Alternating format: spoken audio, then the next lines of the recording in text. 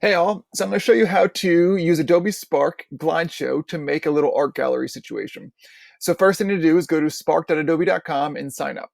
So sign up with your Google account, and you're going to see you have to kind of go through a lot of prompts and like normal stuff, but it's going to tell you, I think it's going to ask you either education or personal, and you're actually going to go with personal because we don't have like a school-wide education account. So go ahead and just sign up with your personal account. I'd pause the video here and come on back once you're all good. Cool. So then once you're in Adobe Spark, here I'm going to tell you exactly where to go because there's a bunch of options. So you go to the little plus sign. Yours might look a little different your first time going in there, but find some that basically says start a new project. And then what you're going to want to do is create a web page. So you do web page, and it'll load just a little bit. And then you'll have like your title slide here. So maybe here is where you put art show, and you would put your image that you want as your background there. So again, you can find whatever you want. I'm just going to find art just to put something in the background. Cool. And so you have your background and your art show. So what you want to do is a glide show. You're going to see when you start scrolling, it's going to basically ask you, what do you want to do? So you don't necessarily have to do a glide show, but this is to me what looks the nicest. You can do photo grid and totally explore Adobe Spark if you don't know it. But glide show is going to basically ask you, what pictures now do you want to be gliding in the background? So you're going to most likely upload these from your computer. So you'd upload your photo. And you can pick a bunch of them. So I grabbed a couple right here. So let's just say I want to do this one and grab all three of these. Okay. So I grabbed 3 pictures from my computer, as you can see, my little kid's artwork, and you can always go back in later and add some and delete some and so on and so forth. So you'll see for each one, there's an option to delete it, move it up, down, that kind of thing, replace it, all those little options. But let's just say I'm good with these 3, and you might want to do 3 at a time, or you want to do all 25 at once, or however many you're going to do. And I'd hit save.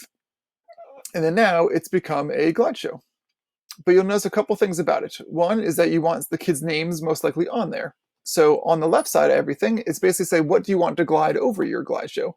So for here is a great place to put kid's name, or hypothetically, if a kid has another photo, you want to kind of put all their stuff together, you can put another photo there. And again, you can explore that. And if you want it to be bigger, you have a couple options. You don't have like crazy options. You can make it like header 1, header 2, that kind of thing. So you have a couple options with the font there. So mess around with that if you need to.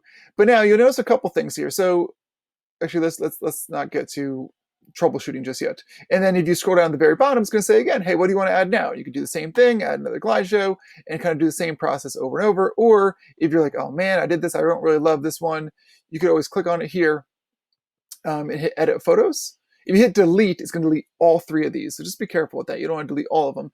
But let's say you just want to delete one of the photos, you go edit, and maybe you really don't want this chameleon. You can just delete that one.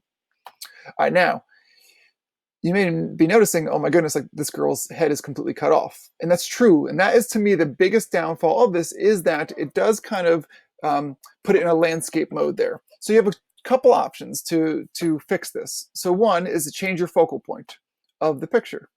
So if it's going to be her face is the main thing you want, and you don't necessarily care if some of the bottom part is cut off, you can do that.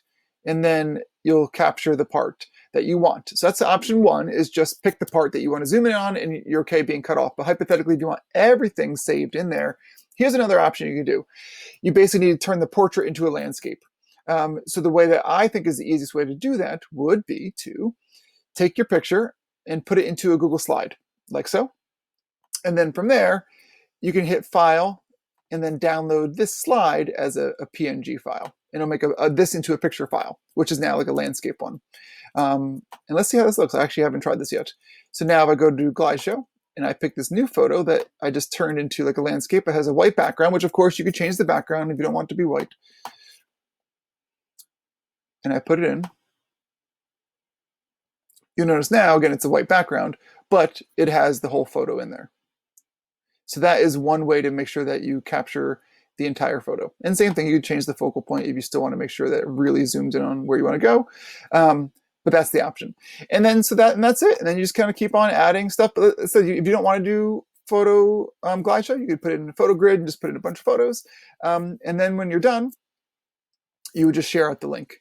And so I'm actually going to put another link in the description of this video, which will show you how to share the link, because you can't just grab this link here. You actually have to do something else with it. So I'll show you how to do that. But for now, this is how to basically make an Adobe Spark Glideshow.